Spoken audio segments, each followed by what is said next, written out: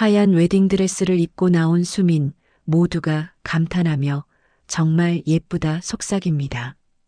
그 순간 박 회장이 벌떡 일어나 드레스 자락을 거칠게 움켜쥡니다.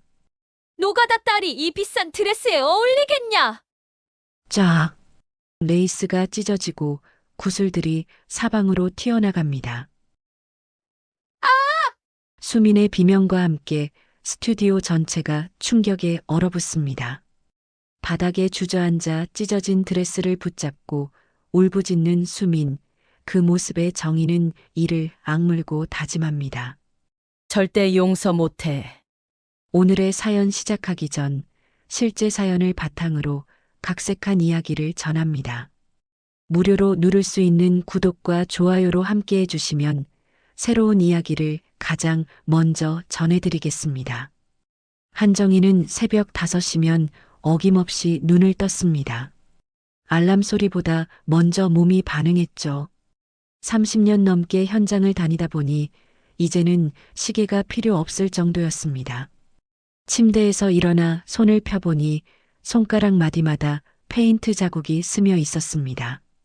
아무리 씻어도 손톱 및 페인트 냄새는 지워지지 않았어요. 하지만 정희는 이 손이 자랑스러웠습니다. 이 손으로 딸 수민을 대학까지 보냈고 이제는 결혼까지 앞두고 있었으니까요. 정희는 58살이었습니다. 27에 남편을 잃고 혼자 수민을 키웠어요. 당시 갓 돌이 지난 딸을 업고 페인트공 일을 시작했습니다. 처음엔 쉽지 않았죠. 남자들 사이에서 여자가 페인트공을 한다는 게 낯선 일이었으니까요. 현장에서 일하는 사람들은 정희를 이상하게 쳐다봤습니다. 여자가 무슨 페인트 칠이야? 힘들어서 며칠 못 버티겠지. 뒤에서 수군거리는 소리가 들렸어요. 하지만 정희는 포기하지 않았습니다. 정희는 새벽부터 밤까지 일했습니다. 다른 사람들보다 2배는 더 열심히 했어요. 일을 배우는데 게을리하지 않았고 선배들의 조언을 귀담아 들었습니다. 페인트를 바르는 방법부터 도구 관리까지 하나하나 몸에 익혔어요. 약속은 반드시 지켰습니다. 마감 기한을 어긴 적이 없었죠. 비가 오나 눈이 오나 현장에 나갔습니다. 그렇게 몇 년이 지나자 사람들의 시선이 달라지기 시작했어요. 정혜 씨한테 맡기면 확실해. 건설 현장 소장들이 정희를 찾기 시작했습니다. 일 깔끔하고 믿을만해. 대형 건설사 담당자들도 정희를 기억했어요. 정희는 일을 대충 하지 않았습니다. 벽 하나를 칠하더라도 구석구석 신경 썼고 페인트가 고르게 발리도록 세심하게 작업했습니다. 현장에서 문제가 생기면 밤을 새워서라도 해결했어요. 그러다 보니 자연스럽게 업계에서 입소문이 났습니다. 한정이라는 사람 믿음직해. 업계 숨은 실세지. 사람들은 그렇게 정희를 평가했어요. 정희는 돈을 아껴 썼습니다. 자신의 옷은 시장에서 싸게 샀지만 딸 수민의 학용품은 좋은 걸로 사줬어요. 수민이 학교에서 놀림받지 않도록 늘 신경 썼습니다. 수민의 소풍날이면 도시락을 정성껏 싸줬고 친구들 앞에서 부끄럽지 않도록 옷도 단정하게 입혔어요. 정희 자신은 낡은 작업복을 입고 현장을 다녔지만 딸만큼은 다르게 키우고 싶었습니다. 수민은 정희의 사랑을 알았습니다. 어릴 때부터 엄마가 얼마나 힘들게 일하는지 봐왔어요. 추운 겨울날 새벽에 나가는 엄마의 뒷모습을 기억했습니다. 그래서 수민은 공부를 열심히 했어요. 엄마에게 보답하고 싶었거든요. 수민은 성적이 좋았습니다. 장학금을 받아 대학에 갔고 졸업 후엔 괜찮은 회사에 취직했어요. 정희는 딸이 자랑스러웠습니다. 정희의 꿈은 단순했어요. 내 손은 거칠어도 괜찮아. 우리 수민 앞길은 고와야지. 그 꿈 하나로 30년을 버텼습니다. 현장에서 다칠 때도 있었어요. 사다리에서 떨어져 팔을 다친 적도 있고 페인트 가스를 마셔 기침이 심할 때도 있었습니다. 하지만 정희는 쉬지 않았어요. 쉬면 돈을 벌 수 없고 돈을 벌지 못하면 딸을 키울 수 없었으니까요. 정희가 일하는 동안 맺은 인연도 많았습니다. 대형 건설사 현장에서 만난 담당자들, 광고업체 사장들, 자재 공급업체 직원들까지 정희는 사람들과 진심으로 대했어요. 어려운 부탁을 받으면 도와줬고 현장에서 문제가 생기면 함께 해결했습니다. 밤늦게까지 일하며 막걸리 한 잔 나누기도 했죠. 그렇게 쌓인 신뢰는 돈으로 살 수 없는 것이었습니다. 정희 씨는 사람이 괜찮아. 믿고 일할 수 있어. 사람들은 정희를 그렇게 평가했어요. 어느 날 수민이 집에 왔습니다. 표정이 밝았어요. 엄마, 저 소개받은 사람 있어요. 정희는 깜짝 놀랐습니다. 정말? 어떤 사람인데? 수민은 수줍게 웃으며 말했어요. 회사 선배 소개로 만났는데 사람이 착해요. 대기업에 다니고 있고요. 정희는 가슴이 두근거렸습니다. 드디어 딸이 좋은 사람을 만났구나. 그래, 언제 데려와봐. 엄마가 한번 봐야지. 수민은 고개를 끄덕였어요. 며칠 후 수민이 민석을 데려왔습니다. 민석은 32로 키가 크고 인상이 온화한 청년이었어요. 어머님, 안녕하세요. 민석이라고 합니다. 민석은 정희에게 공손하게 인사했습니다. 정희는 민석이 마음에 들었어요. 수민을 대하는 태도도 다정했고 말투도 예의 바랐습니다. 우리 수민이랑 사귀는 거 맞지? 정희가 물었어요. 민석은 환하게 웃으며 대답했습니다. 네, 수민 씨 정말 좋은 사람이에요. 엄마 이야기도 많이 들었습니다. 정희는 속으로 안도했어요. 착한 사람 만났구나. 그날 저녁 정희는 수민과 민석을 위해 음식을 차렸습니다. 손수 만든 김치찌개와 반찬들이었어요. 민석은 맛있게 먹으며 칭찬했습니다. 정말 맛있어요, 어머님. 정희는 흐뭇했어요. 이런 사람이라면 딸을 맡겨도 되겠구나. 식사를 마친 후 민석이 조심스럽게 말했습니다. 어머님, 저희 결혼 생각하고 있어요.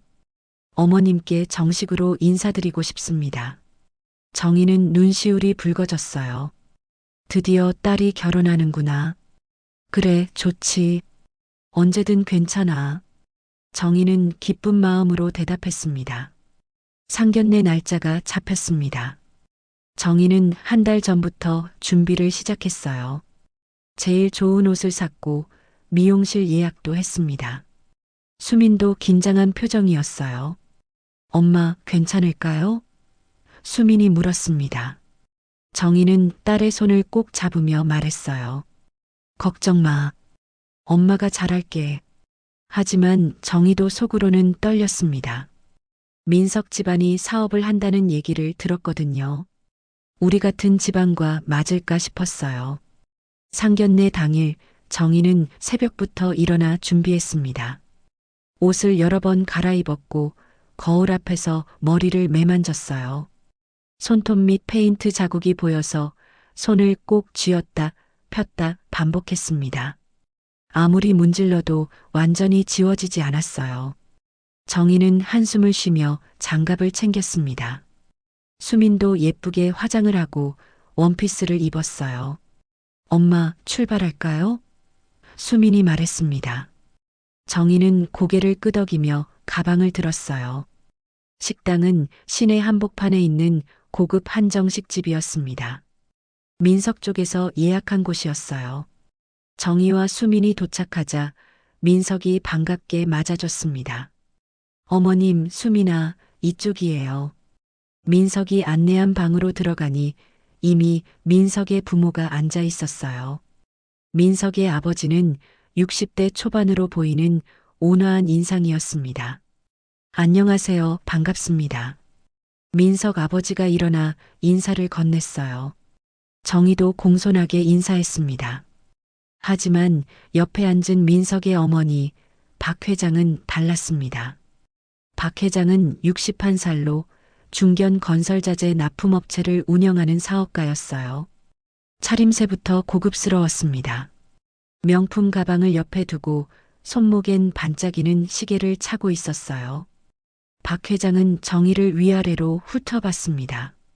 입가엔 미소를 지었지만 눈빛은 차갑게 느껴졌어요. 앉으세요. 박 회장이 짧게 말했습니다. 정의는 수민과 함께 자리에 앉았어요. 식사가 시작됐습니다. 음식이 하나씩 나왔지만 분위기는 어색했어요. 민석 아버지가 먼저 말문을 열었습니다. 두 사람이 사귄 지 얼마나 됐나요? 민석이 대답했어요. 1년 정도 됐습니다, 아버지. 민석 아버지는 고개를 끄덕였습니다. 그래, 좋은 사람 만났구나. 정의도 조심스럽게 말을 보탰어요. 저희 수민이가 민석 씨 이야기를 정말 좋게 하더라고요. 민석 아버지는 웃으며 대답했습니다. 우리 민석이도 수민 씨 칭찬 많이 합니다. 그때 박 회장이 끼어들었습니다. 사돈께서는 어떤 일을 하시나요? 박 회장의 목소리는 차분했지만 날카로웠어요. 정의는 잠시 망설였습니다. 하지만 숨길 이유가 없었죠. 페인트공으로 일하고 있습니다. 정의가 솔직하게 대답했어요. 순간 테이블에 침묵이 흘렀습니다. 박 회장의 표정이 굳어졌어요. 민석 아버지는 어색하게 웃으며 분위기를 바꾸려 했습니다. 아, 그렇군요. 요즘 건설 경기가 좋다던데요. 하지만 박 회장은 멈추지 않았습니다. 페인트공이요? 그럼 현장에서 일하신다는 말씀이신가요? 박 회장이 다시 물었어요. 정의는 고개를 끄덕였습니다. 네, 30년 넘게 현장에서 일했습니다. 박 회장은 술잔을 들어 한 모금 마셨어요. 그리고 잔을 내려놓으며 말했습니다. 페인트 냄새 나는 노가다 집안이 우리 집안과 어울린다고 생각하세요? 그 말에 수민의 얼굴이 하얗게 변했어요. 정의는 숨이 막혔습니다. 가슴 한가운데를 망치로 맞은 것 같았어요. 민석이 황급히 말렸습니다. 어머니, 그런 말씀하시면 안 됩니다. 하지만 박 회장은 개의치 않았어요. 왜? 사실을 말한 건데. 우리 집안은 3대째 사업을 해왔어. 명문가야. 그런데 노가다 집안이랑 혼사를 맺는다고? 박 회장의 목소리가 높아졌습니다. 민석 아버지가 아내를 말렸지만 소용없었어요. 정의는 참았습니다. 여기서 화를 내면 딸만 곤란해질 거라는 걸 알았어요. 정의는 억지로 미소를 지으며 말했습니다. 저희 집안이 변변치 못해 죄송합니다. 하지만 저는 평생 성실하게 일했고 딸도 그렇게 키웠습니다. 박 회장은 코웃음을 쳤어요. 성실? 그게 뭐가 중요해요? 집안이 맞아야 결혼이 되는 거지. 수민이 눈물을 참으며 고개를 숙였습니다. 식사는 어색하게 이어졌습니다. 박 회장은 더 이상 정의에게 말을 걸지 않았어요. 민석 아버지가 애써 대화를 이끌려 했지만 분위기는 이미 얼어붙었습니다. 정의는 음식을 제대로 넘기지 못했어요. 목구멍이 메었거든요. 수민도 젓가락을 내려놓고 물만 마셨습니다. 민석은 미안한 표정으로 수민을 바라봤지만 어쩔 수 없었어요. 식사가 끝나고 헤어질 때 박 회장은 정의와 수민에게는 눈길조차 주지 않았어요. 먼저 갑니다. 박 회장은 그렇게 말하고 식당을 나섰습니다. 민석 아버지가 정의에게 말했어요. 오늘 실례가 많았습니다. 집사람이 좀 까다로워서요. 정의는 고개를 저었습니다. 아닙니다. 저희가 부족해서 그렇죠. 민석이 수민에게 다가갔어요. 수민아, 정말 미안해. 어머니한테 내가 잘 말씀드릴게. 수민은 고개만 끄덕였습니다. 집으로 돌아오는 차 안은 조용했습니다. 수민은 창밖만 바라봤고 정의는 핸들을 꽉 쥐었어요. 손이 떨렸습니다. 분노와 수치심이 동시에 밀려왔어요. 페인트 냄새 나는 노가다 집안. 박 회장의 그 말이 귓가에 맴돌았습니다. 정희는 30년 동안 현장에서 일하며 무시당한 적이 많았어요. 하지만 오늘처럼 모욕감을 느낀 적은 없었습니다. 집에 도착하자 수민이 먼저 말했어요. 엄마 괜찮아요? 정희는 억지로 웃으며 대답했습니다. 괜찮아. 엄마는 괜찮아. 하지만 정희의 목소리는 떨렸어요. 수민이 정희를 안았습니다. 엄마 미안해요. 내가 그 집안 사람을 만나서 이렇게 된 거예요. 정희는 딸의 등을 토닥이며 말했어요. 아니야. 너 잘못이 아니야. 하지만 정희의 마음속엔 이미 불씨가 지펴지고 있었습니다. 그날 밤 정희는 잠을 이루지 못했습니다. 침대에 누워 천장만 바라봤어요. 박 회장의 얼굴이 떠올랐습니다. 그 차갑고 경멸하는 눈빛이요. 저 사람 우리를 끝까지 무시하는구나. 정희는 이를 악물었어요. 딸의 행복을 위해 참았지만 속으로는 분노가 끓어올랐습니다. 상견례 이후 일주일이 지났습니다. 정희는 평소처럼 현장에 나갔지만 마음이 편치 않았어요. 페인트를 칠하면서도 자꾸 그날 일이 떠올랐습니다. 박 회장의 목소리가 귓가에 맴돌았어요. 페인트 냄새 나는 노가다 집안. 정희는 붓을 내려놓고 한숨을 쉬었습니다. 옆에서 일하던 동료가 물었어요. 정희 씨, 무슨 일 있어요? 요즘 기운이 없어 보이는데. 정희는 고개를 저었습니다. 아니에요. 괜찮아요. 하지만 목소리엔 힘이 없었어요. 그날 저녁 민석에게서 전화가 왔습니다. 어머님, 저 민석입니다. 다음 주에 결혼사진 촬영 예약이 잡혔어요. 양가 부모님께서 같이 가시면 좋을 것 같다고 어머니가 말씀하셨습니다. 정희는 잠시 말이 없었어요. 박 회장을 다시 만나야 한다는 게 부담스러웠습니다. 하지만 딸을 위해서라면 견뎌야 했죠. 그래요, 알겠습니다. 수민이랑 같이 갈게요. 정희가 대답했어요. 민석은 조심스럽게 말했습니다. 어머님, 저번 일은 정말 죄송했습니다. 어머니께 따로 말씀드렸는데 앞으로는 그런 일 없을 거예요. 정희는 짧게 대답했습니다. 괜찮아요. 신경 쓰지 마세요. 촬영 당일이 다가왔습니다. 수미는 며칠 전부터 긴장했어요. 엄마, 또 무슨 일 생기면 어떡해? 수민이 걱정스럽게 물었습니다. 정희는 딸의 어깨를 토닥이며 말했어요. 괜찮아. 사진만 찍으면 되잖아. 금방 끝날 거야. 하지만 정희도 속으로는 불안했습니다. 박 회장이 또 무슨 말을 할지 알 수 없었거든요. 촬영장은 강남에 있는 대형 웨딩 스튜디오였습니다. 입구부터 화려했어요. 샹들리에가 달린 로비와 고급스러운 인테리어가 눈에 들어왔습니다. 정희와 수민이 도착하자 민석이 먼저 와 있었어요. 수민아, 어머님, 이쪽이에요. 민석이 안내했습니다. 대기실로 가니 박 회장과 민석 아버지가 이미 앉아 있었어요. 박 회장은 정희를 보더니 고개만 까딱했습니다. 인사라고 하기엔 너무 형식적이었어요. 스튜디오 직원이 다가왔습니다. 신부님, 이쪽으로 오시면 드레스 피팅하겠습니다. 수민이 직원을 따라갔어요. 정희는 대기실에 남아 앉았습니다. 박 회장은 핸드폰만 들여다봤고 민석 아버지는 잡지를 읽었어요. 어색한 침묵이 흘렀습니다. 정희는 가만히 앉아 수민을 기다렸어요. 1시간쯤 지나자 수민이 나왔습니다. 하얀 웨딩드레스를 입은 수민은 정말 아름다웠어요. 레이스 장식이 달린 드레스는 수민의 몸에 딱 맞았고 베일을 쓴 모습은 마치 공주 같았습니다. 정희는 눈물이 핑 돌았어요.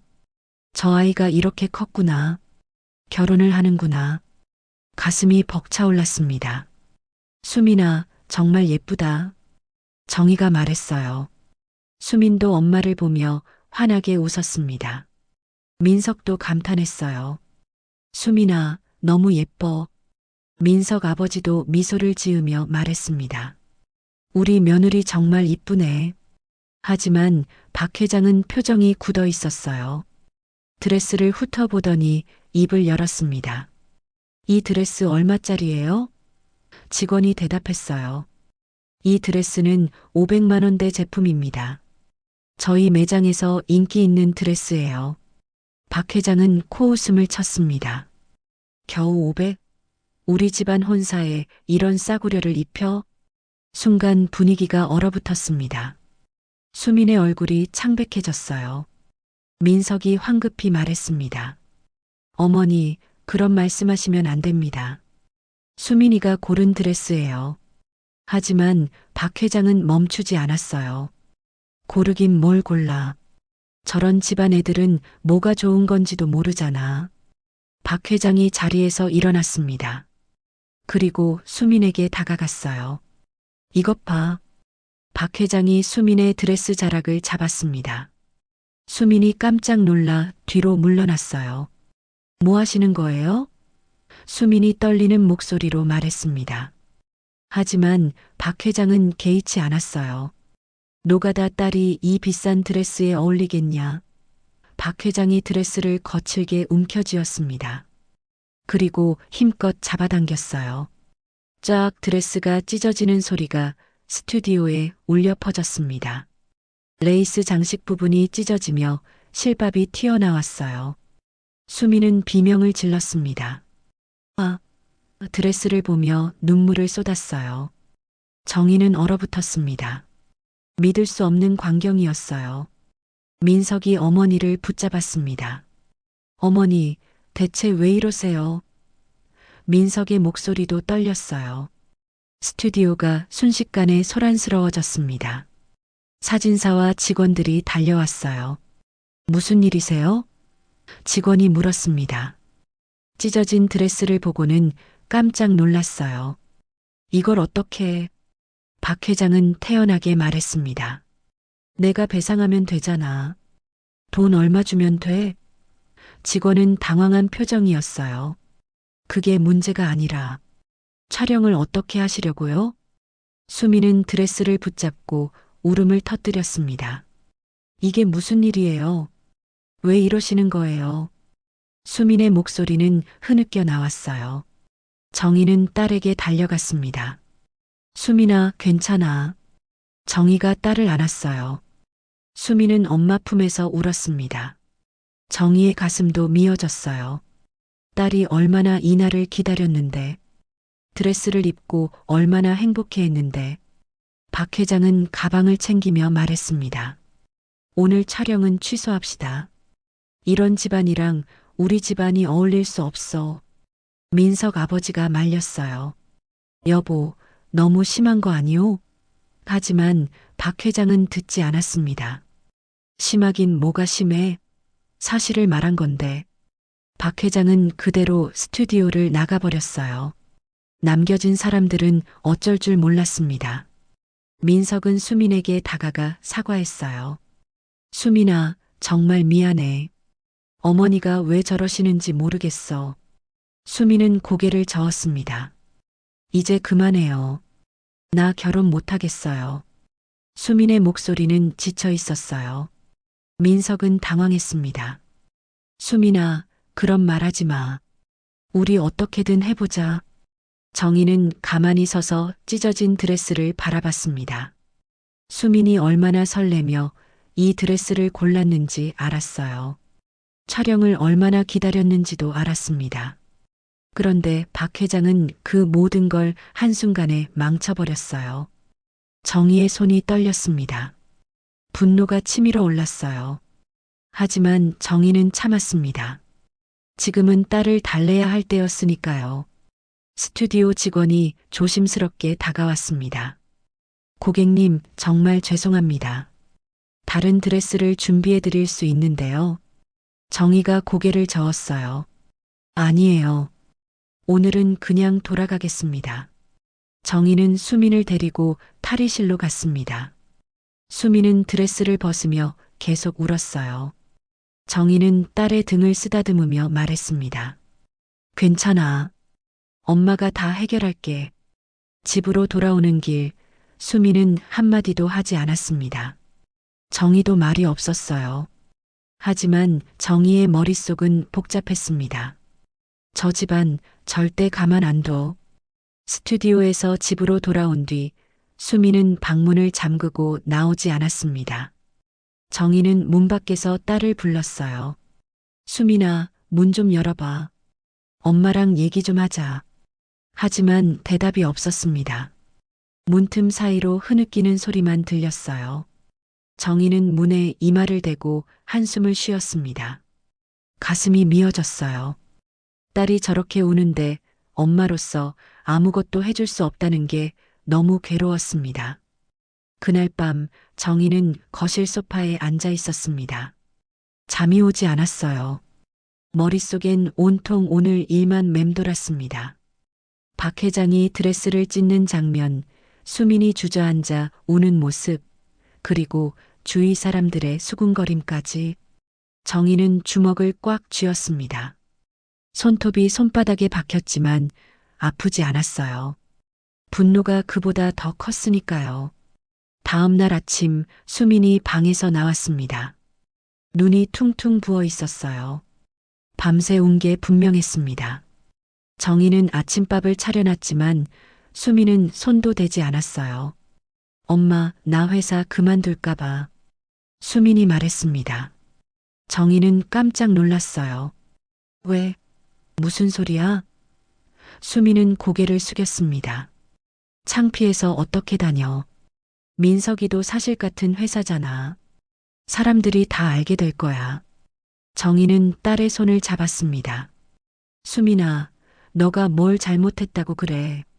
잘못한 건 저 사람들이야. 하지만 수민은 고개를 저었어요. 엄마, 나 이제 결혼 못해.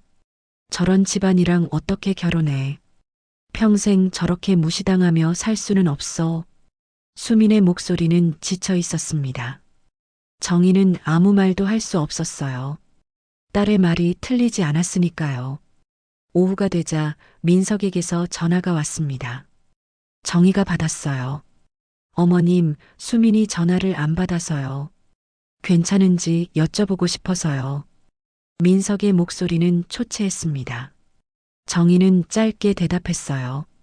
수민이는 지금 힘들어합니다. 당분간 연락하지 마세요. 민석이 다급하게 말했습니다. 어머님, 제발 한 번만 기회를 주세요.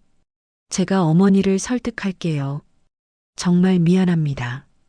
정희는 한숨을 쉬었습니다. 민석 씨, 미안한 건 당신이 아니에요. 하지만 수민이가 상처를 많이 받았어요. 시간이 필요합니다. 민석은 한참 말이 없다가 대답했어요. 알겠습니다. 그래도 저는 포기하지 않을게요. 수민이를 정말 사랑하거든요. 통화가 끊겼습니다. 정희는 핸드폰을 내려놓고 창밖을 바라봤어요. 그날 저녁 수민의 친구들에게서 연락이 왔습니다. 단톡방에 소식이 퍼진 모양이었어요. 수민은 핸드폰을 보더니 울음을 터뜨렸습니다. 엄마, 다들 알았어. 친구들이 위로한다고 연락하는데 그게 더 창피해. 정희는 딸을 안았어요. 괜찮아. 진짜 친구들은 널 이해할 거야. 하지만 수민은 계속 울었습니다. 며칠이 지났습니다. 소문은 더 퍼져나갔어요. 박 회장이 친척들에게 말하고 다녔던 겁니다. 그 집은 페인트 냄새 나는 집안이라 체면이 안 서요. 이런 결혼은 있을 수 없어요. 박 회장의 말은 꼬리에 꼬리를 물었습니다. 친척들은 주변 사람들에게 또 전했어요. 민석이가 노가다 집안 딸이랑 결혼하려다가 파토 났대. 그래, 당연하지. 집안이 안 맞으면 결혼해도 불행해. 소문은 민석 회사에도 퍼졌습니다. 수미는 회사에서 사람들의 시선을 견딜 수 없었어요. 복도를 지나가면 수군거리는 소리가 들렸습니다. 저 사람이 그 이야기의 주인공이래. 진짜? 불쌍하긴 하네. 수미는 화장실에 숨어 울었어요. 일에 집중할 수도 없었습니다.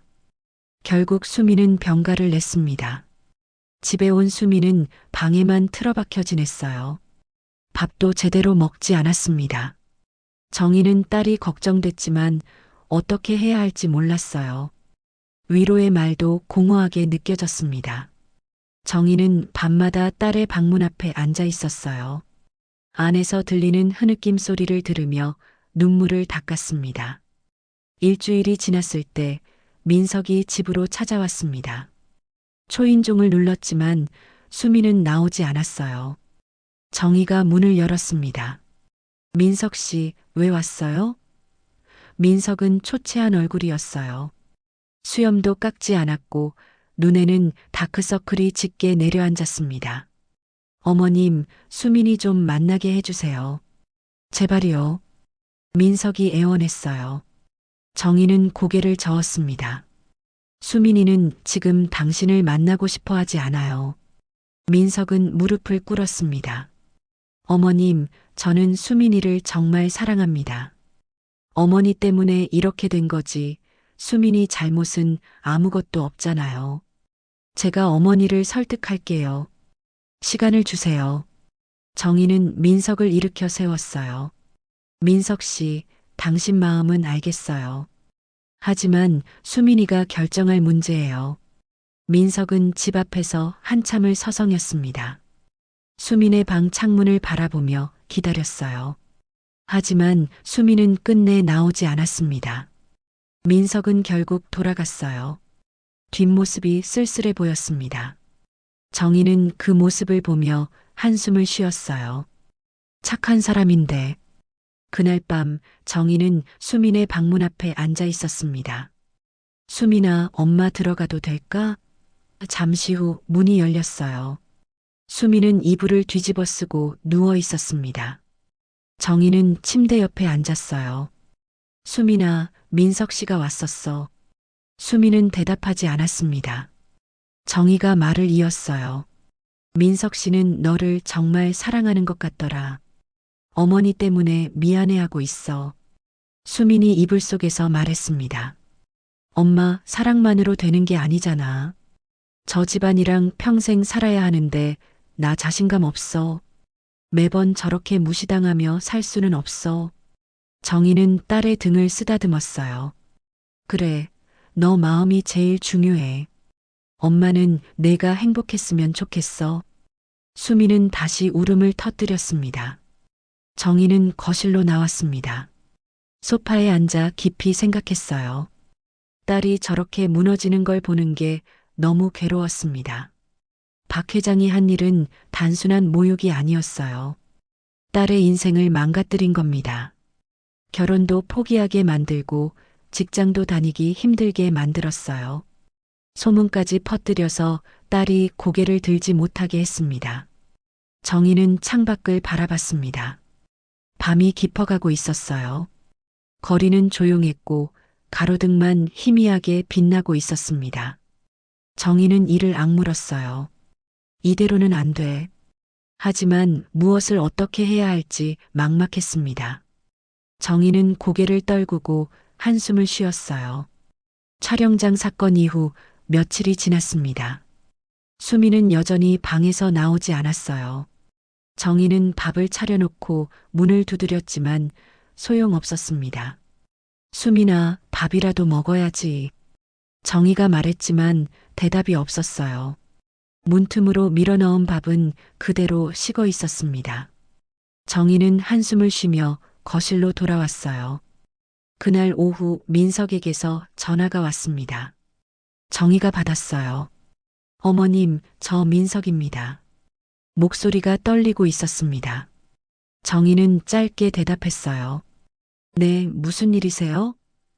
민석은 한참을 망설이다 말했습니다. 어머님, 죄송하지만 결혼 날짜를 잠시 미뤄야 할 것 같습니다. 어머니께서 지금 상태로는 결혼식을 할 수 없다고 하세요. 정희의 가슴이 철렁 내려앉았습니다. 미룬다는 게 무슨 말이에요? 민석은 힘없이 대답했어요. 어머니께서 결혼을 재고해야 한다고 하십니다. 저도 설득하고 있는데 어머니가 완강하세요. 아버지도 어머니 편을 들고 계시고요. 정희는 이를 악물었습니다. 민석 씨, 그럼 당신 생각은 어때요? 결혼하고 싶어요? 안 하고 싶어요? 민석은 한참 동안 말이 없었습니다. 그 침묵이 답이었어요. 저는 수민이를 사랑합니다. 하지만 어머니를 설득할 시간이 필요해요. 지금 당장은 어렵습니다. 정희는 코웃음을 쳤어요. 그래요. 알겠습니다. 통화를 끊으려는데 민석이 다급하게 말했습니다. 어머님, 제발 조금만 기다려주세요. 제가 꼭 해결할게요. 정희는 대답 없이 전화를 끊었습니다. 핸드폰을 소파에 던지고 고개를 떨궜어요. 결국 이렇게 되는구나. 박 회장이 원하는 대로 흘러가고 있었습니다. 정희는 주먹을 쥐었어요. 손이 떨렸습니다. 분노와 무력감이 동시에 밀려왔어요. 저녁이 되자 수민이 방에서 나왔습니다. 눈이 퉁퉁 부어 있었어요. 엄마, 민석 오빠한테 전화 왔어? 수민이 물었습니다. 정희는 고개를 끄덕였어요. 왔어. 수민은 소파에 털썩 앉았습니다. 뭐래? 정희는 잠시 망설였어요. 하지만 숨길 수 없었습니다. 결혼 날짜를 미루자고 했어. 수민의 얼굴이 창백해졌습니다. 역시 그렇구나. 나도 알고 있었어. 민석 오빠가 문자 보냈거든. 수민이 핸드폰을 꺼내 보여줬어요. 민석의 문자였습니다. 수민아, 미안해.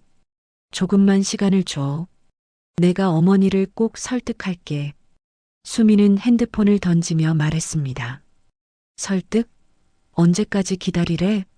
1년? 2년? 평생? 정희는 딸을 안으려 했지만 수민은 밀쳐냈어요. 엄마, 나 이제 진짜 포기할래. 이렇게까지 해서 결혼하고 싶지 않아. 저 집안이랑은 절대 못 살아. 수민의 목소리는 단호했습니다. 정희는 가슴이 미어졌어요. 딸이 사랑하던 사람을 포기하는 모습을 보는 게 너무 괴로웠습니다. 다음 날 박 회장에게서 직접 전화가 왔습니다. 정희는 전화를 받았어요. 여보세요. 박 회장의 목소리가 차갑게 흘러나왔습니다. 한정혜 씨죠? 저 박 회장입니다. 정희는 침착하게 대답했어요. 네, 무슨 일이세요? 박 회장은 비웃듯 말했습니다. 무슨 일이긴요. 결혼 얘기 정리하려고요. 정희는 이를 악물었습니다. 정리요? 박 회장이 말했어요. 네. 우리 집안이랑 댁 집안은 안 맞아요. 이 결혼은 없던 일로 하는 게 좋겠어요.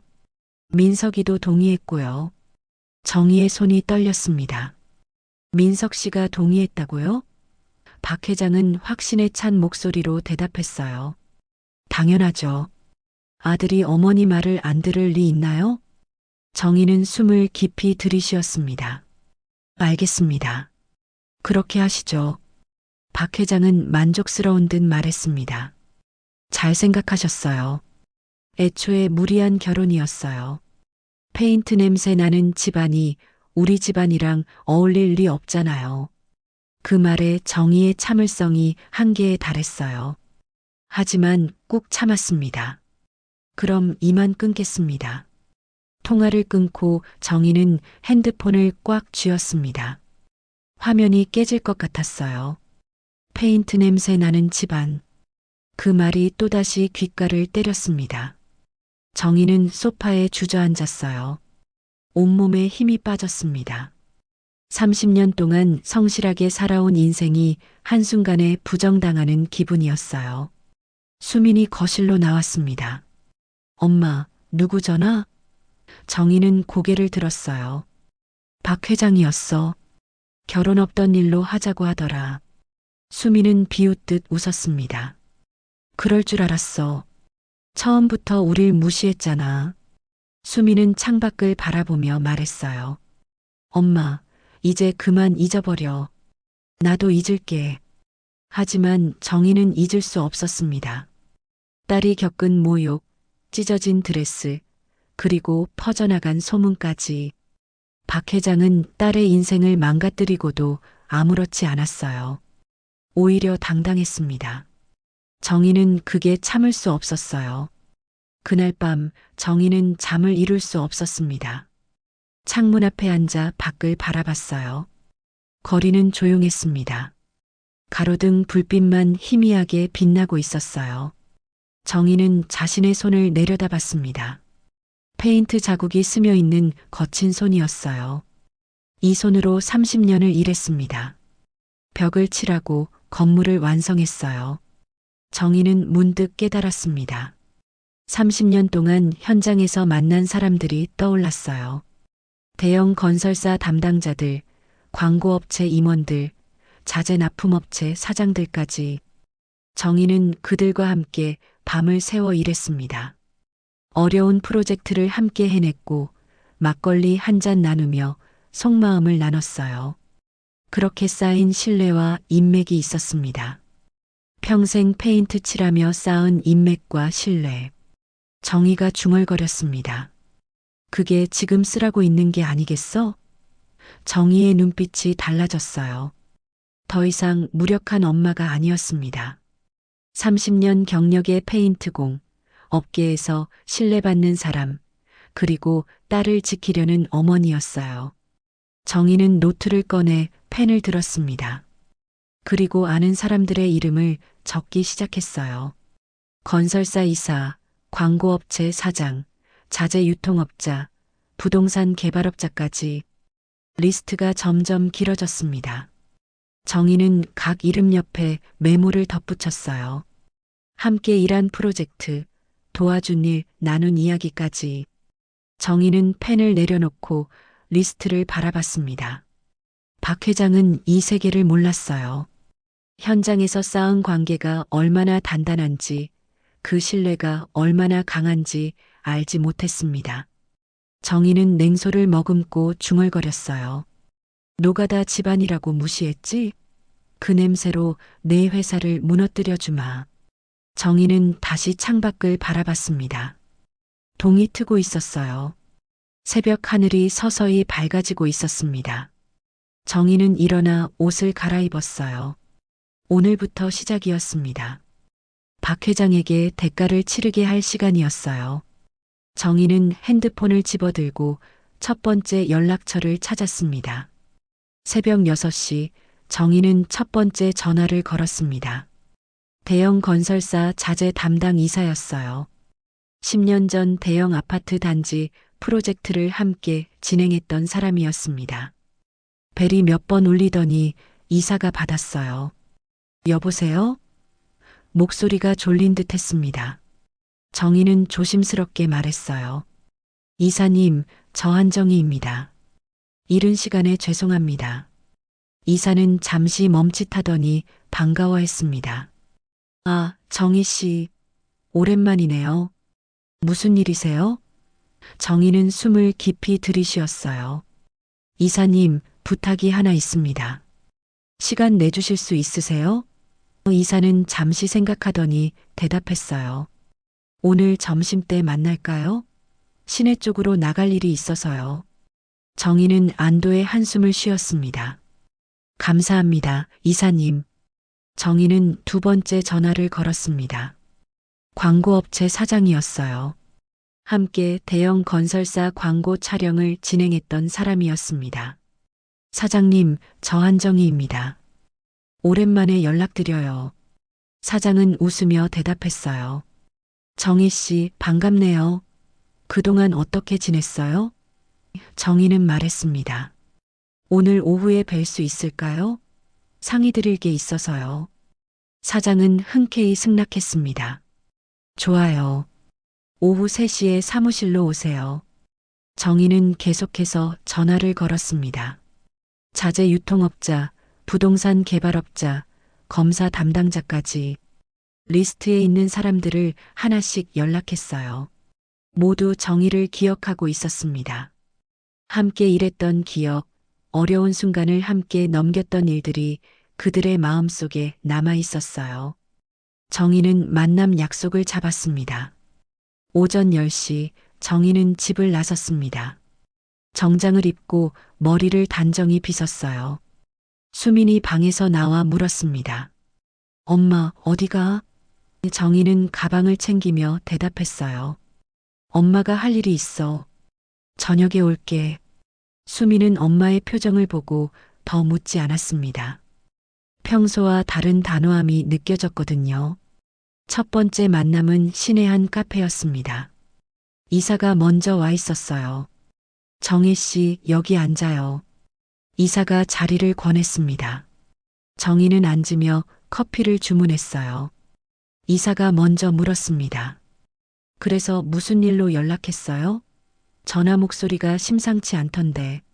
정희는 잠시 망설이다 입을 열었습니다. 이사님, 사실은요. 정희는 그동안 있었던 일을 천천히 이야기했습니다. 상견례에서의 모욕, 촬영장에서 찢어진 드레스, 그리고 퍼져나간 소문까지. 이사는 듣고 나서 한숨을 쉬었어요. 그게 박 회장 짓이었군요. 참 어이없는 사람이네요. 정희는 고개를 끄덕였습니다. 제가 이사님께 부탁드리고 싶은 게 있어요. 이사는 진지한 표정으로 물었어요. 뭔가요? 정희는 조심스럽게 말했습니다. 박 회장 회사가 납품하는 자재에 대해 알고 싶어요. 혹시 문제가 있는 건 아닌지요? 이사는 잠시 생각하더니 말했어요. 사실 몇 달 전에 품질 문제가 있었어요. 검사에서 걸렸는데 이상하게 통과됐죠. 그때 소문이 좀 돌았어요. 정희의 눈이 반짝였습니다. 무슨 소문이요? 이사는 목소리를 낮췄어요. 로비 얘기가 있었어요. 검사 담당자한테 뭔가 줬다는 소문이죠. 확실한 건 아니지만요. 정희는 메모를 했습니다. 혹시 그 검사 담당자 연락처 아시나요? 이사는 난처한 표정을 지었어요. 그건 좀 제 입장도 있고 해서요. 정희는 이사의 손을 잡았습니다. 이사님, 제발 도와주세요. 제 딸이 지금 방에만 틀어박혀서 아무것도 못하고 있어요. 엄마로서 가만히 있을 수가 없습니다. 정희의 목소리가 떨렸어요. 이사는 한참을 고민하다 한숨을 쉬었습니다. 알겠어요. 정혜 씨랑 오래 일했는데 이것도 못 도와주면 안 되죠. 하지만 조심해야 해요. 이사는 핸드폰을 꺼내 연락처를 보여줬습니다. 정희는 사진을 찍었어요. 정말 감사합니다, 이사님. 이사가 말했습니다. 그리고 정희 씨, 한 가지 더 알려드릴게요. 박 회장 회사, 요즘 재정 상태가 안 좋다는 얘기가 있어요. 큰 계약 몇 개가 끊어질 위기래요. 정희는 귀를 기울였습니다. 정말요? 이사는 고개를 끄덕였어요. 네, 내부 사정을 아는 사람한테 들었어요. 오후 3시 정희는 광고업체 사무실에 도착했습니다. 사장이 반갑게 맞아줬어요. 정희 씨, 정말 오랜만이야. 커피 마실래요? 정희는 앉으며 고개를 끄덕였습니다. 사장은 커피를 건네며 웃었어요. 그동안 어떻게 지냈어요? 아직도 현장에서 일하고 있어요? 정희는 미소 지으며 대답했습니다. 네, 여전히 일하고 있어요. 사장이 말했습니다. 정혜 씨 생각 자주 해요. 몇 년 전 그 대형 프로젝트 기억나요? 촬영 일정이 미뤄지면서 난리가 났었잖아요. 그때 정혜 씨가 밤새워서 마감 맞춰준 거. 덕분에 광고주한테 신뢰를 잃지 않았어요. 정말 고마웠죠. 정희는 고개를 저었어요. 그건 제가 해야 할 일이었어요. 약속을 지키는 게 당연한 거잖아요. 사장은 고개를 끄덕이며 말했습니다. 그 태도가 정희 씨의 장점이에요. 일도 깔끔하게 하고 약속도 꼭 지키고. 그래서 저는 정혜 씨를 믿어요. 정희는 사장의 말에 용기를 얻었습니다. 이제 본론을 꺼낼 때였어요. 사장님, 사실 오늘 부탁드릴 게 있어서 왔어요. 사장은 진지한 표정으로 물었습니다. 무슨 부탁인데요? 정희는 숨을 깊이 들이쉬고 그동안의 일을 이야기했어요. 상견례에서 당한 모욕, 촬영장에서 찢어진 드레스, 딸이 방에 틀어박혀 우는 일까지. 사장은 듣고 나서 얼굴이 굳어졌습니다. 박 회장이 그런 짓을 했다고요? 믿을 수가 없네요. 정희는 고개를 숙이며 말했습니다. 사장님, 제가 감히 이런 부탁을 드려도 될지 모르겠지만. 정희는 잠시 말을 멈췄어요. 사장이 재촉했습니다. 말해봐요, 정희 씨. 정희는 눈을 들어 사장을 바라봤어요. 박 회장 회사와의 광고 계약을 중단해 주실 수 있을까요? 사장은 놀란 표정을 지었습니다. 계약 중단이요? 정희는 고개를 끄덕였어요. 네, 제가 이런 부탁을 드려도 될지 모르겠지만 딸을 생각하면 가만히 있을 수가 없어요. 박 회장이 대가를 치러야 합니다. 사장은 한참을 생각하더니 의자에 등을 기댔습니다. 정희 씨, 사장이 입을 열었어요. 솔직히 말하면 저도 박 회장 회사랑 계속 일하고 싶지 않았어요. 약속도 잘 안 지키고 품질도 들쭉날쭉하거든요. 납품 지연도 자주 있고요. 계약 갱신 시기가 이번 달 말인데 이미 다른 업체를 알아보고 있었어요. 정희는 놀라 물었습니다. 정말요? 사장은 고개를 끄덕였어요. 네. 그런데 정혜 씨 이야기를 듣고 나니 확신이 서네요. 저는 정혜 씨를 믿어요. 정혜 씨가 평생 성실하게 일한 거 알아요. 그런 사람의 딸을 저렇게 대했다는 게 말이 안 되죠. 사장은 책상을 두드리며 말했습니다. 계약 중단하겠습니다. 어차피 갱신할 생각 없었어요. 정희의 눈에 눈물이 맺혔습니다. 사장님, 정말 감사합니다. 사장은 손을 저었어요. 고마워할 거 없어요. 제가 정희 씨한테 받은 게 얼마나 많은데요. 그때 그 프로젝트만 해도 정희 씨 아니었으면 큰일 날 뻔했어요. 이 정도는 당연히 해드려야죠. 정희는 고개를 숙여 인사했습니다. 정희는 다음 약속 장소로 향했습니다. 자재 유통업자를 만나기 위해서였어요. 사무실에서 만난 유통업자는 정희를 보자 반가워했습니다. 정희 씨, 오랜만이네요. 정희는 악수를 나누며 앉았어요. 유통업자가 물었습니다. 무슨 일로 찾아왔어요? 정희는 박 회장에 대해 물었습니다. 유통업자는 한숨을 쉬었어요. 박 회장 회사요? 거래하기 힘든 곳이에요. 납품 일정도 자주 어기고 품질도 일정하지 않아요. 저희도 거래 끊으려고 생각 중이에요. 정희가 물었습니다. 그럼 다른 업체들도 비슷한 생각인가요? 유통업자는 고개를 끄덕였어요. 그럼요. 업계에서 박 회장 회사 평판이 바닥이에요. 계약 끊는 곳들이 하나둘씩 생기고 있어요.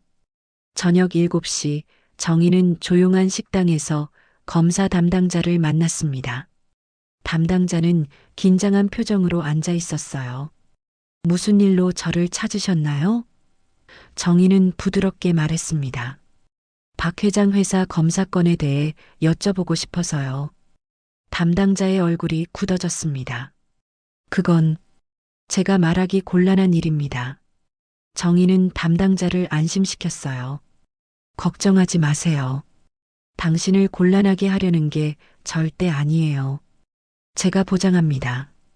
당신 이름은 절대 밖으로 나가지 않을 겁니다. 담당자는 여전히 불안해했어요. 하지만 이런 일이 알려지면 제 직장이. 정희는 담당자의 손을 잡았습니다.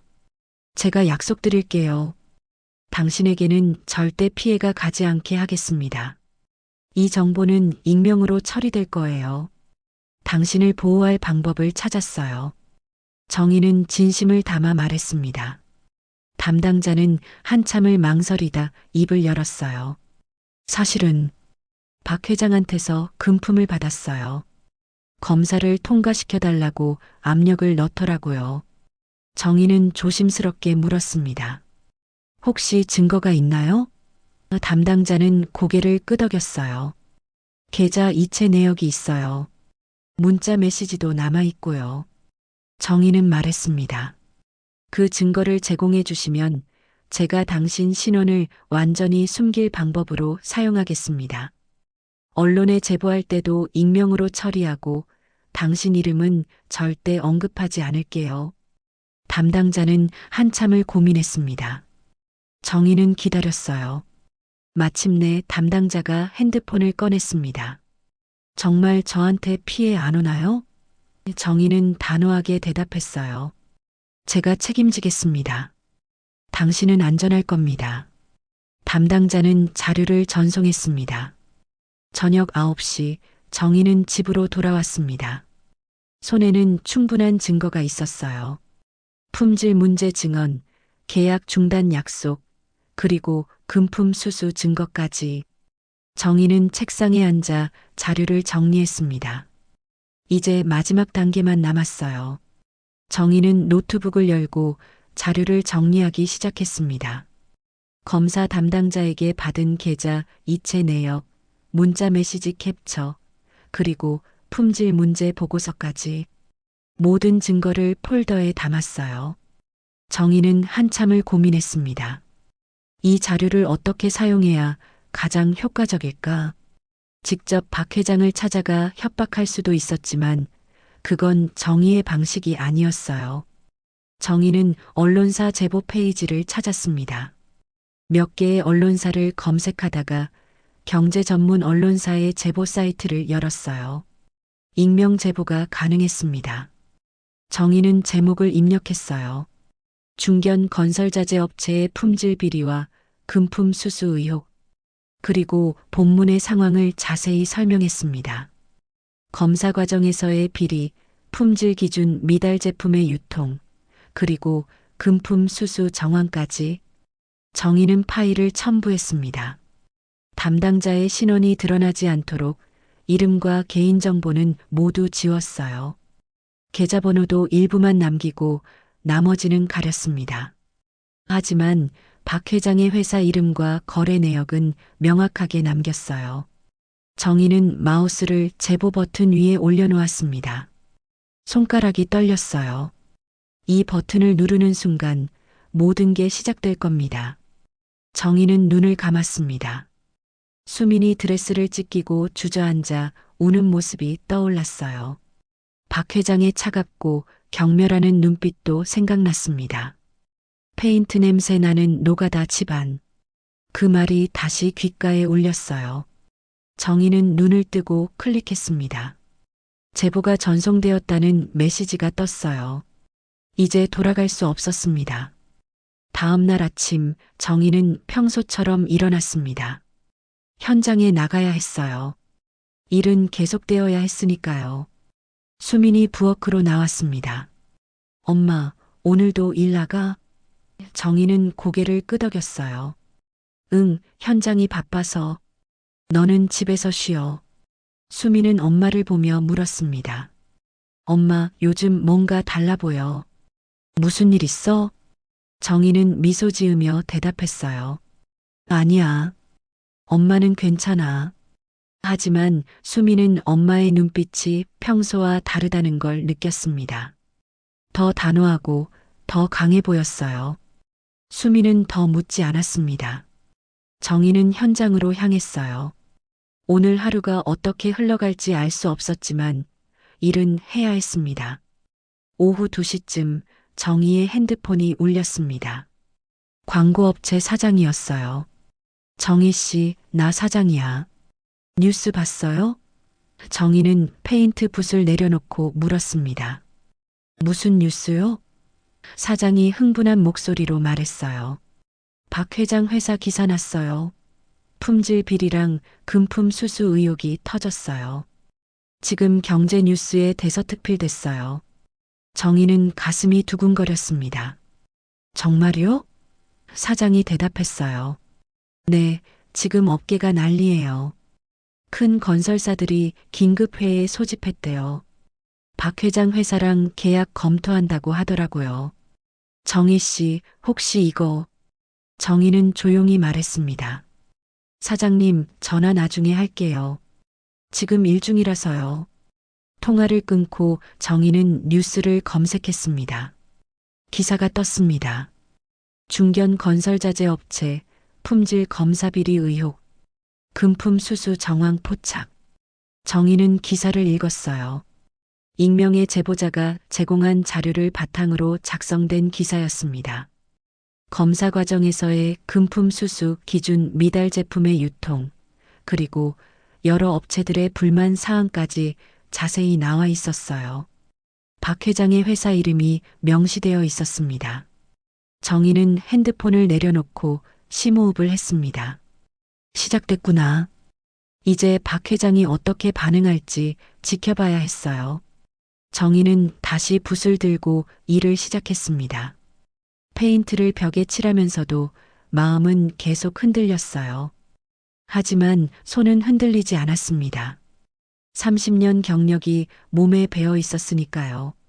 저녁 6시 정희가 집에 돌아오자 수민이 달려왔습니다. 엄마, 이거 봤어? 수민이 핸드폰을 들이밀었어요. 박 회장 회사에 대한 기사였습니다. 민석 오빠한테 연락 왔어. 회사가 난리 났대. 거래처들이 계약 검토한다고 하고 주가도 폭락했대. 수민의 목소리에 놀라움이 섞여 있었어요. 정희는 담담하게 기사를 읽었습니다. 추가 기사들이 계속 올라오고 있었어요. 대형 건설사가 박 회장 회사와의 계약을 재검토한다는 내용, 광고업체가 계약을 중단했다는 소식까지. 정희가 만났던 사람들이 약속을 지키고 있었어요. 수민이 물었습니다. 엄마, 이거 혹시. 정희는 고개를 저었어요. 엄마는 몰라. 뉴스 보고 나도 알았어. 하지만 수민은 엄마의 눈빛을 봤습니다. 뭔가 알고 있다는 확신이 들었어요. 엄마가 한 거야? 정희는 대답하지 않았습니다. 부엌으로 가서 물을 마셨어요. 수민이 따라왔습니다. 엄마 말해줘. 엄마가 한 거 맞지? 정희는 잔을 내려놓고 딸을 바라봤어요. 수민아, 중요한 건 진실이 밝혀졌다는 거야. 그날 밤 9시 정희의 핸드폰이 울렸습니다. 박 회장이었어요. 정희는 잠시 망설이다 전화를 받았습니다. 여보세요. 박 회장의 목소리는 떨리고 있었어요. 한정혜 씨, 당신이 한 거죠? 당신이 언론에 제보한 거 맞죠? 정희는 침착하게 대답했습니다.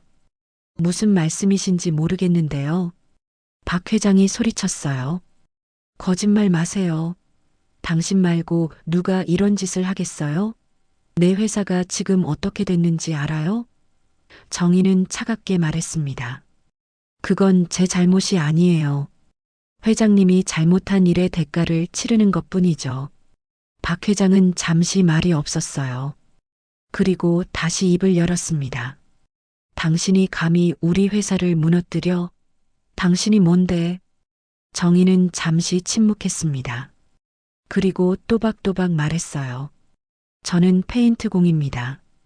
회장님이 그렇게 무시하던 노가다죠. 하지만 더럽혀진 걸 지워내는 게 제 일이거든요. 회장님 회사의 비리를 지워낸 것뿐이에요. 박 회장이 숨을 헐떡였습니다. 당신 딸이랑 민석이 결혼은 절대 없어요. 절대로. 정희는 비웃듯 말했어요. 그건 이미 회장님이 결정하셨잖아요. 결혼 없던 일로 하자고 하셨죠. 저는 그저 제 방식대로 답을 한 것뿐이에요. 박 회장이 말했습니다. 당신 고소할 거예요. 명예훼손으로. 정희는 침착하게 대답했어요. 하세요. 제가 제보한 내용은 모두 사실이니까요. 증거도 있고요. 오히려 재판 과정에서 더 많은 게 밝혀질 텐데 괜찮으시겠어요? 박 회장은 할 말을 잃었습니다. 정희는 말을 이었어요. 회장님, 제 딸의 드레스를 찢으실 때 이런 날이 올 거라고는 생각 못 하셨죠? 페인트 냄새 나는 집안을 무시할 때 그 집안 사람이 얼마나 많은 인맥을 쌓아왔는지 몰랐겠죠. 박 회장이 떨리는 목소리로 말했습니다. 당신. 정희는 전화를 끊었습니다. 수민이 엄마를 안았습니다. 엄마, 고마워. 수민의 목소리가 떨렸어요. 정희는 딸의 등을 토닥였습니다. 괜찮아. 이제 다 끝났어. 하지만 정희는 알고 있었어요. 아직 끝나지 않았다는 걸. 박 회장의 회사가 완전히 무너질 때까지는요. 다음 날 추가 기사들이 쏟아졌습니다. 검찰이 박 회장 회사에 대한 조사에 착수했다는 소식이었어요. 여러 피해 업체들이 고소를 준비하고 있다는 내용도 있었습니다. 대형 건설사들은 계약을 정식으로 중단한다고 발표했어요. 광고업체도 마찬가지였습니다. 박 회장의 회사는 하루아침에 신뢰를 잃었어요. 정희는 뉴스를 보며 조용히 고개를 끄덕였습니다. 30년 동안 쌓은 신뢰와 인맥이 이런 순간을 위해 있었던 거라는 생각이 들었어요. 박 회장은 그 세계를 몰랐습니다. 현장에서 쌓은 관계가 얼마나 단단한지, 그 신뢰가 얼마나 강한지 알지 못했어요. 정희는 창밖을 바라보며 중얼거렸습니다. 이제 시작이야. 오후에 민석에게서 전화가 왔습니다. 수민이 받았어요. 수민아, 나야. 우리 만날 수 있을까? 민석의 목소리는 지쳐 있었습니다. 수민은 잠시 망설였어요. 오빠, 미안하지만. 민석이 말을 끊었습니다. 제발 한 번만 만나줘. 할 말이 있어. 수민은 정희를 바라봤어요. 정희는 고개를 끄덕였습니다. 수민은 며칠 만에 처음으로 외출 준비를 했습니다. 거울을 보며 화장을 했어요. 눈은 여전히 부어 있었지만 예전보다 표정이 살아 있었습니다. 정희는 딸을 보며 물었어요. 괜찮겠어? 수민은 고개를 끄덕였습니다. 응, 엄마. 민석 오빠 말은 들어봐야 할 것 같아. 정희는 딸의 어깨를 토닥였어요. 그래, 다녀와. 엄마는 집에 있을게. 수민이 나간 후 정희는 거실 소파에 앉았습니다. 창밖을 바라보며 생각에 잠겼어요. 지난 며칠 동안 참 많은 일이 있었습니다. 박 회장의 회사가 무너지는 걸 지켜봤고 딸이 조금씩 회복하는 모습도 봤어요. 하지만 아직 끝이 아니었습니다. 수민의 결혼 문제가 남아 있었으니까요. 카페에서 수민과 민석이 마주 앉았습니다. 민석은 수척해져 있었어요. 며칠 사이에 살이 빠진 것 같았습니다. 수민아, 와줘서 고마워. 민석이 먼저 입을 열었어요. 수민은 커피를 마시며 대답했습니다. 무슨 말 하려고 한 거야? 민석은 한참을 망설이다 말했어요. 수민아, 나 정말 미안해. 수민은 민석을 바라봤습니다. 민석이 말을 이었어요. 어머니가 한 일 정말 용서받을 수 없는 일이야. 나도 어머니를 막았어야 했는데 그러지 못했어. 내가 나약했어. 민석의 목소리가 떨렸습니다. 지금 우리 집안이 어떻게 됐는지 알지? 회사가 망하기 직전이야. 거래처들이 다 떠났고 검찰 조사까지 받고 있어. 수민은 조용히 듣고 있었어요. 민석이 계속 말했습니다. 어머니는 지금 집에서 아무것도 못하고 계셔. 아버지도 어쩔 줄 몰라 하고. 다 우리가 자초한 일이야. 수민이네 어머님이 한 게 맞지? 수민은 대답하지 않았습니다. 민석은 씁쓸하게 웃었어요. 대답 안 해도 알아. 정희 어머님 아니면 이렇게 정확하게 타격을 줄 수 없어.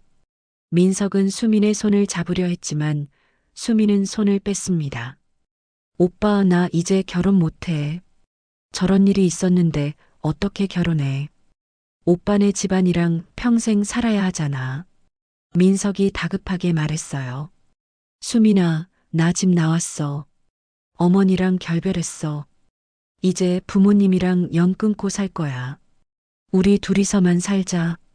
수민은 놀라 민석을 바라봤습니다. 뭐라고? 민석이 고개를 끄덕였어요. 진짜야. 어머니한테 말했어. 수민이 아니면 결혼 안 한다고. 부모 자식 연 끊겠다고. 어머니가 반대했지만 나는 집 나왔어. 지금 고시원에 살고 있어. 수민은 할 말을 잃었습니다. 민석은 간절한 눈빛으로 말했어요. 수민아, 나한테 기회를 한 번만 줘. 제발. 수민은 혼란스러웠습니다. 오빠, 그게 그렇게 쉬운 문제가 아니야. 나는 아직도 그날 일이 생생해. 드레스 찢어지던 소리, 사람들 눈빛, 다 기억나? 수민의 눈에 눈물이 맺혔어요. 민석도 눈물을 흘렸습니다. 미안해, 정말 미안해. 내가 평생 속죄할게. 수민아, 나 없으면 못 살아. 제발. 수민은 자리에서 일어났습니다. 오빠, 나 시간이 필요해. 지금 당장은 대답 못하겠어. 민석은 고개를 끄덕였어요. 알았어. 기다릴게. 얼마든지 기다릴게. 수민은 카페를 나왔습니다. 걸어가면서 눈물을 닦았어요. 마음이 복잡했습니다. 집에 돌아온 수민은 정희에게 상황을 이야기했습니다. 엄마, 민석 오빠가 집 나왔대. 부모랑 연 끊고 나랑 결혼하고 싶대. 정희는 차를 끓이며 물었어요. 너는 어떻게 하고 싶은데? 수민은 고개를 숙였습니다. 모르겠어. 민석 오빠는 좋은 사람이야. 오빠 잘못도 아니고. 근데 그날 일이 자꾸 생각나. 정희는 차를 건네며 앉았습니다. 수민아, 엄마가 뭐라고 할 수는 없어. 내 인생이니까. 근데 한 가지만 생각해봐. 민석 씨가 진심으로 너를 사랑하는 것 같아? 수민은 고개를 끄덕였어요. 응, 그건 알아. 오빠는 진심이야. 정희가 말했습니다. 그럼 내 마음은 어때? 아직도 민석 씨를 사랑해? 수민은 눈물을 흘렸습니다. 사랑해. 미워하고 싶은데 미워지지가 않아. 오빠 생각하면 가슴이 아파. 정희는 딸을 안았어요. 그럼 내 마음을 따라가. 엄마는 내가 행복하면 돼. 민석 씨랑 결혼하든 헤어지든 내가 결정해. 엄마는 널 지지할게. 수민은 엄마 품에서 한참을 울었습니다. 일주일 후 수민은 민석에게 연락했습니다. 오빠 만나자. 두 사람은 공원에서 만났어요. 수민이 먼저 말했습니다. 오빠, 나 결정했어. 민석은 긴장한 표정으로 물었어요. 뭐라고? 수민은 숨을 깊이 들이쉬고 말했습니다. 결혼하자. 대신 조건이 있어. 민석의 얼굴이 밝아졌습니다. 무슨 조건이든 다 들어줄게. 수민이 단호하게 말했어요. 우리는 오빠 부모님이랑 완전히 단절하고 살 거야. 명절에도 안 가고 연락도 안 하고 우리 둘이서만 가정을 꾸리는 거야. 민석은 고개를 끄덕였습니다. 그래, 그렇게 하자. 나도 그럴 생각이었어. 수민은 말을 이었어요. 그리고 결혼식에 오빠 부모님은 초대 안 할 거야. 하객들한테도 그 이유를 공개할 거고. 민석은 잠시 망설였지만 고개를 끄덕였어요. 알았어. 그래도 괜찮아.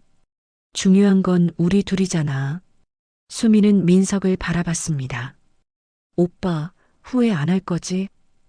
민석이 수민의 손을 잡았어요. 절대 안 해. 수민아, 고마워. 정말 고마워. 한 달 후 결혼식 날이 다가왔습니다. 작은 예식장이었지만 따뜻한 분위기였어요. 수민의 친구들과 친척들, 민석의 친구들과 회사 동료들이 왔습니다. 하지만 민석의 부모는 없었어요. 하객들은 수군거렸습니다. 신랑 부모는 왜 안 왔지? 무슨 일 있나 봐. 주례가 상황을 설명했습니다. 오늘 이 자리에 신랑 측 부모님이 참석하지 못했습니다. 신부에게 큰 상처를 준 일이 있었고 두 사람은 부모와 연을 끊고 새로운 가정을 꾸리기로 결정했습니다. 이는 신랑 신부의 용기 있는 결정이며 우리는 그들의 선택을 존중합니다. 하객들은 숙연해졌어요. 몇몇은 눈물을 닦았습니다. 수미는 하얀 드레스를 입고 입장했습니다.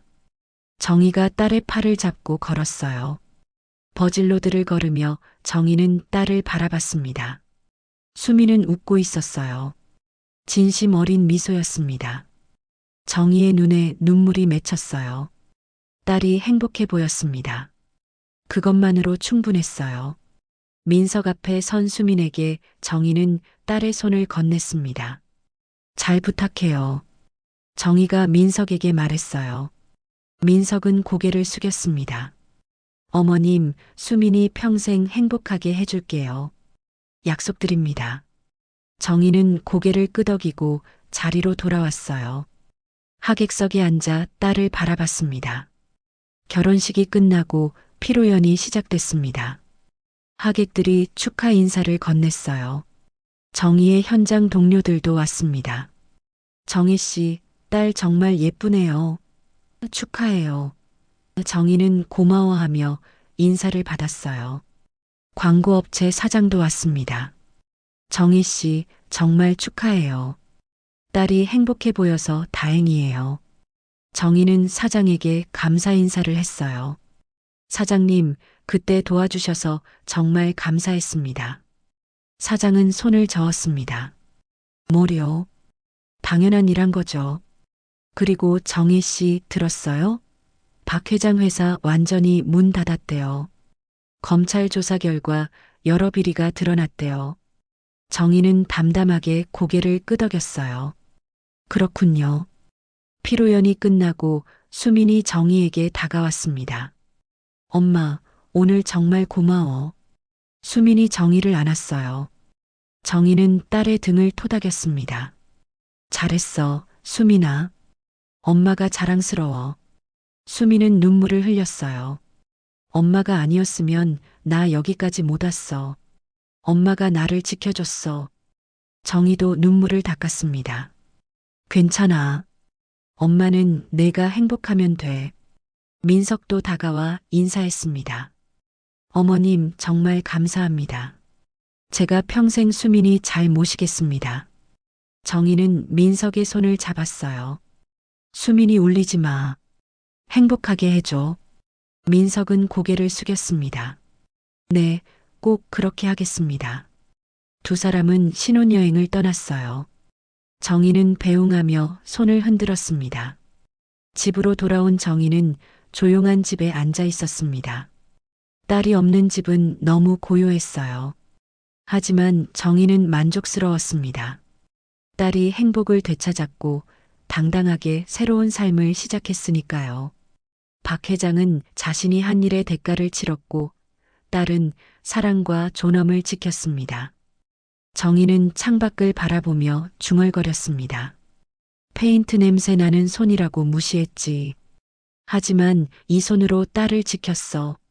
정희는 자신의 손을 펴봤어요. 거칠고 주름진 손이었지만 그 어느 때보다 자랑스러웠습니다.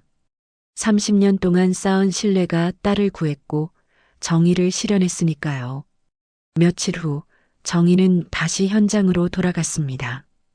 페인트 붓을 들고 벽을 칠했어요. 동료가 물었습니다. 정희 씨, 딸 결혼 잘 됐어요? 정희는 웃으며 대답했어요. 네, 잘 됐어요. 딸이 행복해요. 동료가 말했습니다. 다행이네요. 정희 씨 같은 엄마 둬서 딸이 복받았어요. 정희는 페인트 칠을 계속했습니다. 벽이 깨끗하게 변해갔어요. 정희는 일하면서 생각했습니다. 인생도 이렇게 페인트 칠과 같다고. 더럽혀진 곳을 지워내고 새롭게 칠하면 아름다워진다고. 딸의 인생도 그랬어요. 상처를 치유하고 새로운 시작을 했습니다. 저녁에 수민에게서 문자가 왔습니다. 엄마, 신혼여행 잘 다녀오고 있어. 민석 오빠랑 정말 행복해. 엄마 사랑해. 정희는 미소 지으며 답장을 보냈어요. 그래, 잘 다녀와. 엄마도 사랑해. 정희는 핸드폰을 내려놓고 소파에 앉았습니다. 정희는 창밖의 석양을 바라봤습니다. 하루가 저물어가고 있었어요. 하지만 내일은 또 새로운 날이 올 겁니다. 정희는 그렇게 믿었어요. 딸도 자신도 모두 새로운 날을 맞이할 거라고. 정희는 만족스럽게 눈을 감았습니다. 고단했지만 자랑스러운 삶이었어요. 그리고 그 삶은 계속될 겁니다. 오늘의 이야기 여러분은 어떻게 보셨나요? 겉모습으로 사람을 무시하는 말과 행동은 결국 자신을 무너뜨리고 묵묵히 쌓아온 진심과 노력은 언젠가 빛을 발하게 됩니다. 여러분이라면 이런 상황에서 어떤 선택을 하셨을까요? 댓글로 여러분의 생각을 함께 나눠주시면 앞으로의 이야기에도 큰 힘이 될 것 같습니다. 끝까지 시청해주셔서 감사드리며 구독과 좋아요는 저희에게 큰 응원이 됩니다. 다음 이야기에서 다시 인사드리겠습니다.